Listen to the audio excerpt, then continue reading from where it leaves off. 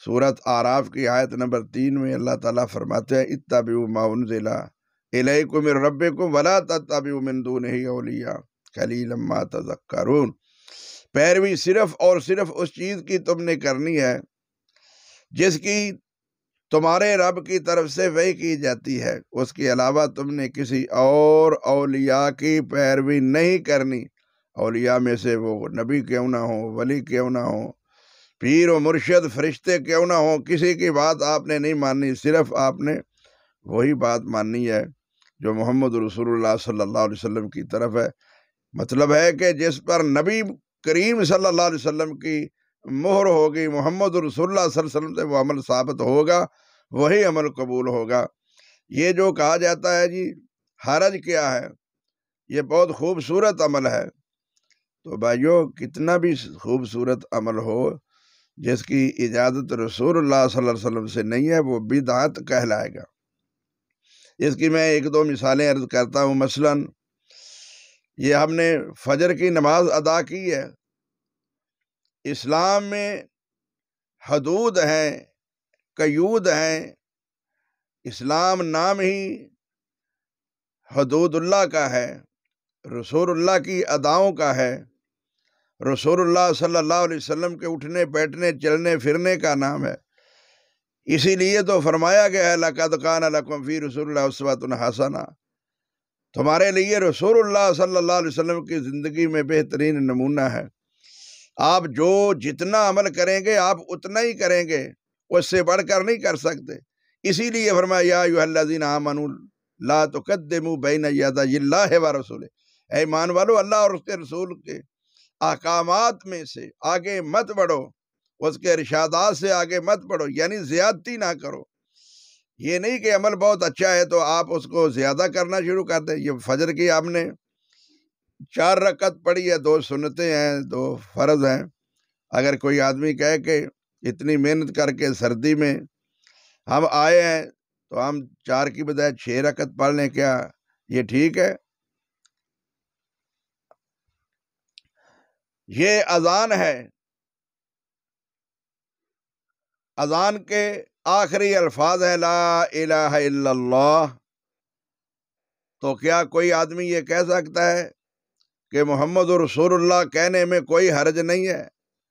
اگر ہم کہہ لیں گے تو اس میں کیا حرج ہے؟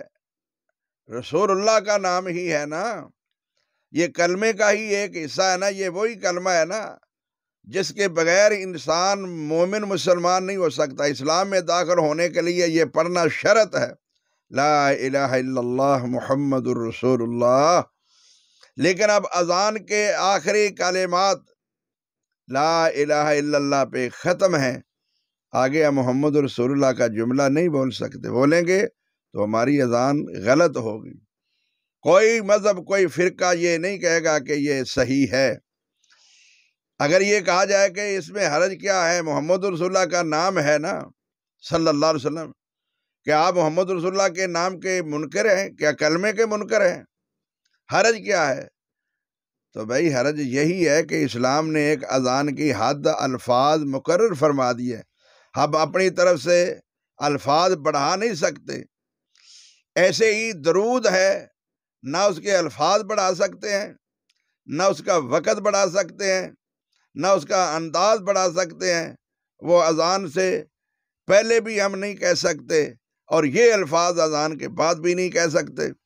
وہی الفاظ کہیں گے جو رسول اللہ صلی اللہ علیہ وسلم کے بتلائے ہوئے ہیں، سکھلائے ہوئے ہیں، آپ نے جن کا انداز اور طریقہ کار بتایا ہے وہی ہوگا۔ آج لوگ کہتے ہیں جی کون سا اس میں حرج ہے، یہ ایک جملہ بہت خطرناک ہے۔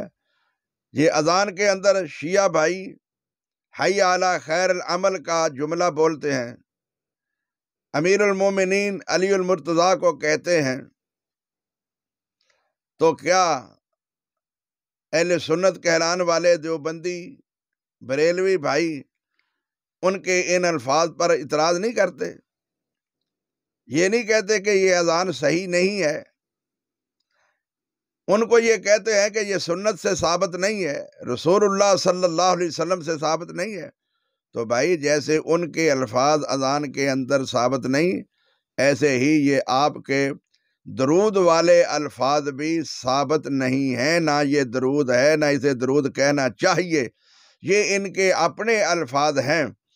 تو میں نے کل بھی عرض کیا تھا اور آج بھی یہ عرض کرتا ہوں کہ دعا درود وہی قبول ہوگا جو رسول اللہ صلی اللہ علیہ وسلم کا سکھلایا ہے، بتلایا ہے، جس پہ آپ کی مہر ہے۔ یہ آپ ایک اصول طریقہ کار سمجھ لیں کہ درود دعا ایک درخواست ہے، ہم اللہ کے آگے درخواست کرتے ہیں، دعا کرتے ہیں، التجا کرتے ہیں کہ اے اللہ، اللہم صلی علی محمد وعلی آل محمد، محمد صلی اللہ علیہ وسلم پہ رحمت بھیج، نازل کر اپنی رحمت۔ جب کوئی آدمی کسی دوست احباب کی طرف کوئی خط لکھتا ہے تو خط میں جو مرضی لکھے، جب تک وہ خط ڈاک خانے کے حوالے نہ کرے گا، کسی پارسل والے کے حوالے نہ کرے گا، کسی بھی ادارے کے حوالے نہ کرے گا، جو ادارے اس خط کو پہنچانے والے ہیں، تو وہ خط نہیں پہنچے گا۔ یہ جو درود و سلام ان لوگوں نے بنایا ہے، الصلاۃ والسلام علیکہ یا رسول اللہ وسلم علیکہ یا حبیب اللہ وغیرہ کے الفاظ، ان میں اللہ کا ذکر نہیں ہے، اللہ کے حوالے نہیں کیا گیا، اللہ سے التجا نہیں کی گئی، اللہ سے درخواست نہیں کی گئی، لہذا اپنی طرف سے خود الفاظ جتنے مرضی بنا کر بولی جائیں، پڑھتے رہیں، کہتے رہیں، لکھتے رہیں، یہ رسول اللہ صلی اللہ علیہ وسلم تک نہیں پہنچ سکیں گے۔ کیوں؟ اس لیے کہ وہاں تک پہنچنے کا کوئی انتظام ہی نہیں ہے، نہ اللہ سے درخواست کی گئی ہے، نہ التجا کی گئی ہے۔